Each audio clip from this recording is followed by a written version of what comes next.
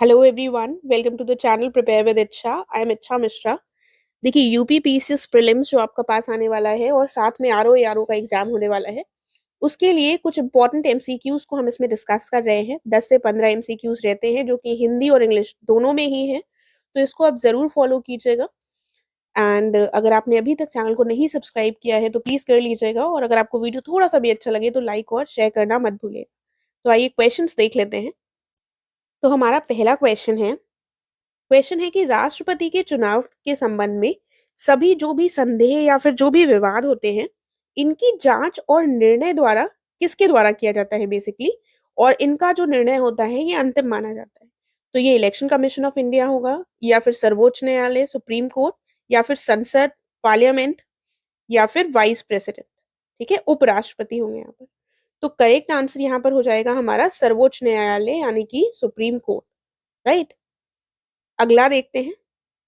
अब दो स्टेटमेंट्स दिए हुए हैं, इसमें हमको बताना है कौन सा सही है। तो पहला स्टेटमेंट है हमारा कि राष्ट्रपति के कार्यकाल के दौरान उन्हें किसी भी आपराधिक कार्यवाही से छूट मिलती है, यहां तक कि उनके व्यक्तिगत कृत्यों के संबंध में भी उनको छूट मिलती है। ठीक है। दूसरा स्टेटमेंट है 2 महीने का नोटिस देने के बाद उनके कार्यकाल के दौरान उनके व्यक्तिगत जो कृत्य होते हैं, यानी कि जो भी सिविल प्रोसीडिंग्स होती हैं, उनके संबंध में सिविल कार्यवाही शुरू की जा सकती है। ठीक है, यानी कि पर्सनल एक्ट्स के संबंध में 2 महीने का नोटिस देकर सिविल प्रोसीडिंग्स उनके खिलाफ चलाई जा सकती है। तो यहाँ पर ये दोनों ही स्टेटमेंट्स जो है वो हमारे सही होंगे, ऑप्शन सी करेक्ट हो जाएगा। ठीक है। देन अगला प्रश्न देखते हैं आगे क्या दिया हुआ है। क्वेश्चन है, जो राष्ट्रपति यानी कि जो प्रेसिडेंट है, इनके इस्तीफे, निष्कासन, मृत्यु या किसी अन्य कारण से उनका जो पद है वो रिक्त हो जाता है, तो जो नए राष्ट्रपति हैं इनका निर्वाचन होने तक राष्ट्रपति के रूप में कार्य कौन करता है। जब तक नए राष्ट्रपति नहीं चुन लिए जाते हैं तब तक कौन कार्य करता है उस स्थिति में? सीजेआई, उपराष्ट्रपति, पीएम, या फिर वरिष्ठतम न्यायाधीश। तो उस समय तक उपराष्ट्रपति जो है वो कार्य करते हैं। ठीक है। फिर आगे क्या दिया हुआ है। इंटर स्टेट काउंसिल से संबंधित प्रश्न बहुत बार पूछा गया है, तो इसको याद रखिएगा। केंद्र राज्य और अंतर राज्य सहयोग को बढ़ावा देने के लिए अंतर राज्य परिषद यानी कि जो इंटर स्टेट काउंसिल है, इसकी नियुक्ति किसके द्वारा की जाती है?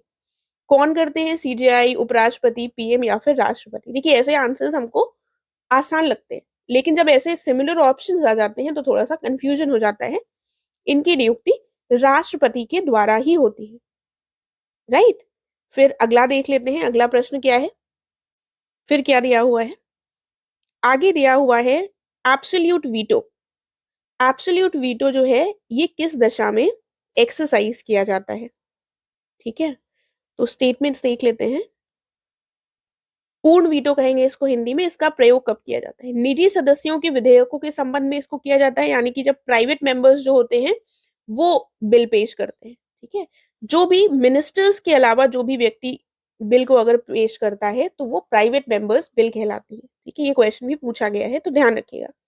अगला सेंटेंस है, अगला क्या कहा गया है। सरकारी विधेयकों को जो विधेयक है यानी कि बिल्स हैं, इनके संबंध में जब मंत्रिमंडल इस्तीफा दे देता है और नया मंत्रिमंडल जो है राष्ट्रपति को अपनी सहमति ना देने की सलाह देता है, उस दशा में एब्सोल्यूट वीटो को एक्सरसाइज किया जा सकता है। तो इन दोनों ही दशाओं में एब्सोल्यूट वीटो जो है वो प्रेसिडेंट के द्वारा प्रयोग किया जा सकता है, और ये हमारा ऑप्शन सी करेक्ट होगा। ठीक है। तो ये क्वेश्चंस थोड़े से आपको डिफरेंट लग सकते हैं, ध्यान रखिएगा, इंपॉर्टेंट क्वेश्चंस हैं, ऐसे क्वेश्चंस आपसे एग्जाम में जरूर पूछे जा सकते हैं। यहाँ पर हमारा ऑप्शन सी करेक्ट हो गया है। ठीक है। आगे देख लेते हैं अगला। देखिए, अब ये क्वेश्चन ऑर्डिनेंस यानी कि अध्यादेश से संबंधित है। आपको पता है प्रेसिडेंट अध्यादेश ऑर्डिनेंस कब जारी कर सकते हैं? आर्टिकल 123 के अंतर्गत। और गवर्नर कब कर सकते हैं? आर्टिकल मतलब किस आर्टिकल के अंतर्गत कर सकते हैं? 213 के अंतर्गत। ये आर्टिकल जरूर ध्यान रखिएगा। क्वेश्चन है, ऑर्डिनेंस जो ये होता है, जब दोनों हाउसेस सेशन में हो तब अगर कोई ऑर्डिनेंस बनाया जाता है तो वो वॉइड हो जाएगा, कॉन्स्टिट्यूशनल रहेगा, या फिर उसको स्टेट लेजिस्लेचर से पास होने की आवश्यकता है। तो आपको पता है ऑर्डिनेंस पास कब किया जाता है? जब जो हमारे पार्लियामेंट के हाउसेस हैं वो सेशन में ना हो। यदि वो सेशन में होंगे तो ऑर्डिनेंस बनाने का कोई महत्व ही नहीं है, इसीलिए वो व्यर्थ होगा। ठीक है, ऑर्डिनेंस बनाया ही उस दशा में जाता है जब हाउसेस जो हैं वो सेशन में ना चल रहे हो। इसीलिए ऐसे क्वेश्चंस कंफ्यूज करने वाले होते हैं। इसमें आंसर हमारा ए हो जाएगा। देन फिर देखते हैं क्या बात कही गई है।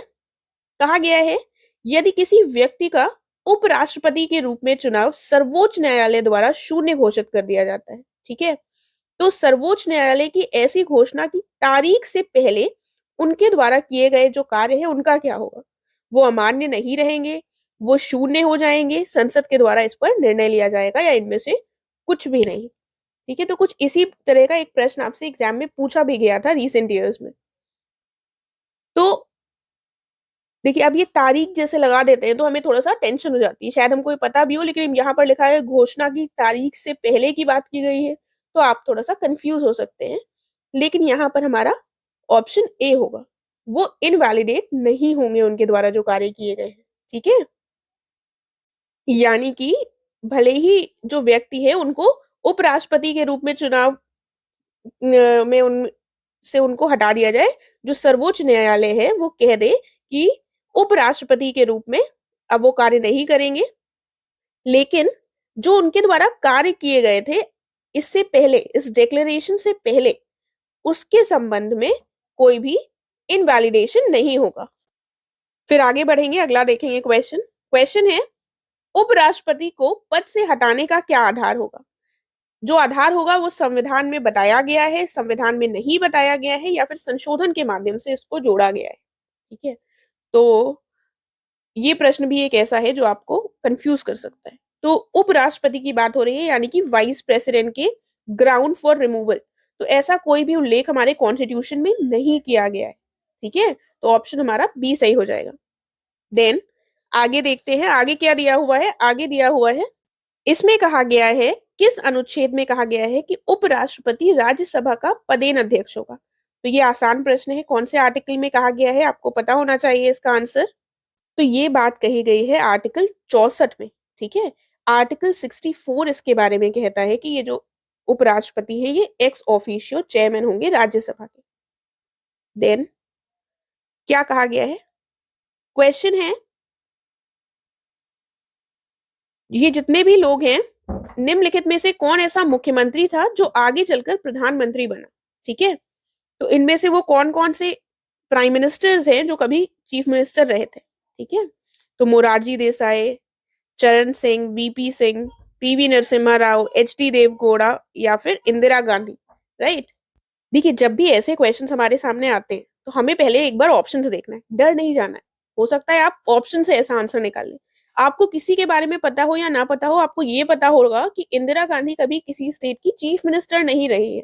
ठीक है, तो आप इनको एलिमिनेट करने की कोशिश करिए कि जो इसमें 6 है उसको हटा देते हैं। ठीक है, तो ये वाला ऑप्शन हट गया, ये वाला ऑप्शन हट गया, अब 2 बचे हमारे पास। ठीक है, उसके बाद ये मोरारजी देसाई और चरण सिंह के बारे में देखिए 2, 3, 4 आपको पता चल गया कि ये तीनों लोग चीफ मिनिस्टर्स रहे हैं, फिर प्राइम मिनिस्टर बने। अब आपको किस में कंफ्यूजन रहेगा? 1 और 5 में। तो 2 ऑप्शंस में थोड़ा सा अब आपको इसमें थोड़ा सा तुक्का मारना पड़ेगा, बट स्टिल ऐसे ऑप्शन देखकर हम थोड़ा सा एलिमिनेट कर सकते हैं। राइट, तो यहाँ पर हमारा जो करेक्ट आंसर हो जाएगा वो ऑप्शन ए होगा। ठीक है, ये पांचों लोग ही चीफ मिनिस्टर्स थे जो आगे चलकर प्राइम मिनिस्टर्स बने। देन अगला क्वेश्चन है, भारत सरकार के कार्य संचालन का विवरण किस अनुच्छेद के अंतर्गत दिया गया है? यानी कि conduct of business of the government of India is given under which article? तो ये कौन से आर्टिकल में है? ये है आर्टिकल 77। ठीक है, आर्टिकल 77 के अंतर्गत इसका डिस्क्रिप्शन दिया हुआ है। उसके बाद देख लेते हैं, क्वेश्चन है, कुछ हमें स्टेटमेंट्स दिए गए हैं, इसमें सही कथन बताना है। पहले में कहा गया है एक मंत्री जो संसद के एक सदन का सदस्य है उसे दूसरे सदन की कार्यवाही में बोलने और भाग लेने का अधिकार होता है। ठीक है, फिर क्या कहा गया है, वह केवल उसी सदन में मतदान कर सकता है जिसका वह सदस्य है। तो अगर आपने कई बार देखा होगा कि प्राइम मिनिस्टर हो गए, वो भले ही लोकसभा के सदस्य हों लेकिन वो राज्यसभा में भी जाकर स्पीच देते हैं। ठीक है, तो इन सब चीजों से आप थोड़ा सा रिलेट कर सकते हैं कि वो सदस्य लोकसभा के हैं लेकिन वो राज्यसभा में बोल रहे हैं, यानी कि बोलने का अधिकार है इनके पास, ठीक है। लेकिन अब वोट देने का तो अधिकार नहीं होगा। थोड़ा सा लॉजिक लगा सकते हैं कि वोट क्यों देंगे वो, जब वहां के सदस्य नहीं है तो, ठीक है, जो सदस्य है वही वोट्स देंगे, राइट। तो दोनों ही हमारे यहाँ पर स्टेटमेंट्स जो हैं वो सही हैं, ठीक है।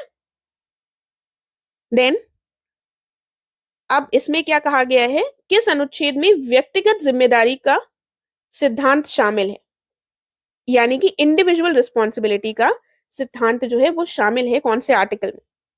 तो आर्टिकल 75 के अंतर्गत इंडिविजुअल रिस्पॉन्सिबिलिटी का प्रिंसिपल आ जाता है, ठीक है। फिर आगे देखते हैं क्या बात की गई है।